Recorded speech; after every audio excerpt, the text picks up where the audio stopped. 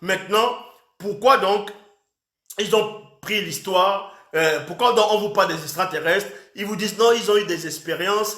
Les extraterrestres ont fait des expériences dans les cerveaux.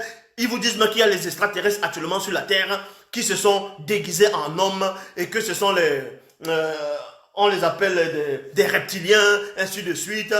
Un président qui va venir, qui va commencer à faire des choses terribles sur la Terre. On va dire non, lui c'est un reptilien, lui c'est un extraterrestre, c'est un Elohim. Donc ils appellent maintenant la théorie du complot. Vous voyez, c'est la théorie du complot. C'est ça l'ivraie, c'est du mensonge, c'est la fausse doctrine. Les extraterrestres telles que vous voyez sur Google, tout ça là, ça n'existe pas. Je dis bien ça n'existe pas. Mais on va vous montrer pourquoi ils ont dessiné ça. Pourquoi ils vont représenter Alien. Pourquoi ils vont représenter E.T. Pourquoi ils vont représenter les petits hommes verts. Pourquoi ils vont représenter, on va dire, Independence Day. Toutes ces choses-là ont déjà eu lieu. Mais sauf que les images qu'ils vous montrent ne sont pas conformes aux images qui ont existé.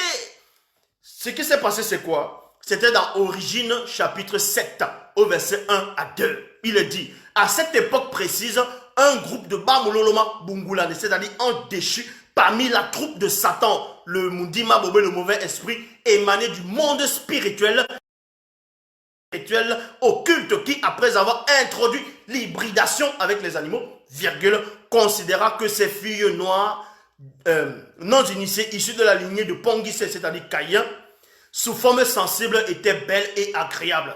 Et ils en devinrent amoureux et ils prirent et se mirent à conspirer entre eux sur ces femmes noires afin de s'unir comme à des facultés génératrices et à toutes celles qui les plurent de préférence. Il y a point ici. Et ensuite on vous dit, ils se dirent les uns des autres, unissons-nous. Unissons notre charme divin afin de nous unir avec elle et ayant des enfants, et l'issue de cette union donnera naissance à une race qui devra soumettre le peuple noir dans la servitude. Il y a point ici. Donc en gros, ça veut dire quoi? Tous les balivernes de que Hollywood, que la NASA vous pond là tous les jours, c'est pour détruire la croyance, c'est pour enlever la substance premièrement de l'homme noir, c'est pour ramener l'anti-vérité, pour que vous soyez extirpés de la source originelle. Est-ce que vous comprenez?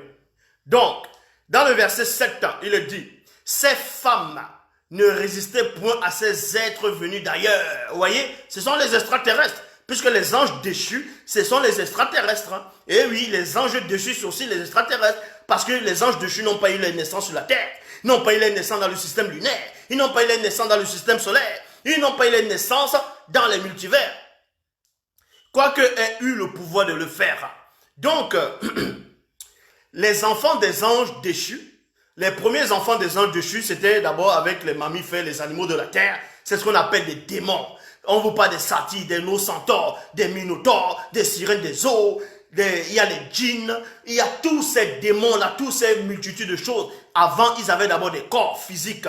Et c'est ce que Hollywood, c'est ce que la NASA, c'est ce que beaucoup de gens sont en plein délire. Ils sont en train d'imaginer, ils disent les extraterrestres. Pour eux, les démons, c'est les extraterrestres. Vous voyez, les démons avec les grosses têtes, ou bien des êtres qui viennent d'ailleurs.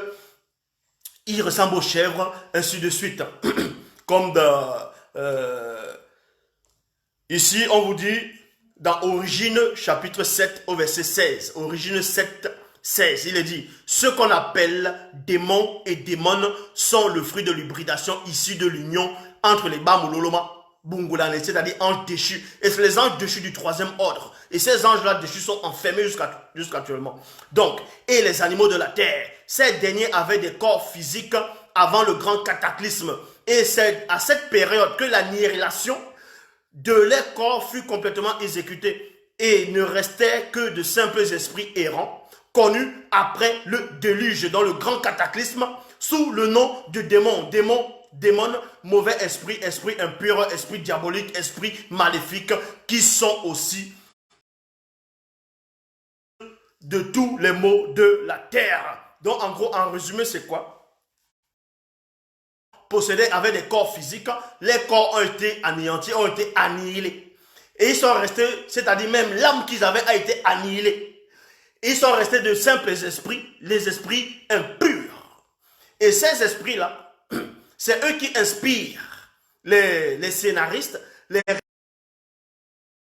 gens, pour les donner des fausses visions, qu'il y a des extraterrestres qui sont là, qui viennent, ils ont des corps physiques, ils viennent dans une autre planète, avec des vaisseaux, avec des soucoupes volantes, et qui sont terriblement intelligents pour venir prendre les hommes de la Terre, pour prendre les cerveaux, ainsi de suite, ainsi de suite.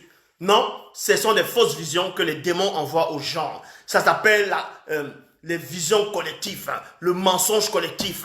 Est-ce que vous comprenez? Et c'est la même vision que beaucoup de gens ont sur ce Jésus-Christ-là. Il dit Jésus, Jésus, Jésus, Jésus. Tout ça, c'est les fausses visions. Donc, comprenez ici, les premiers extraterrestres, c'est ce qu'on appelle les entités du grand hors des choses, ce qui veut dire hors de la terre. Et ils n'ont pas de forme physique. En gros, ils n'ont pas de corps physique. Mais quand il vient sur terre, il peut prendre le corps physique des noirs uniquement.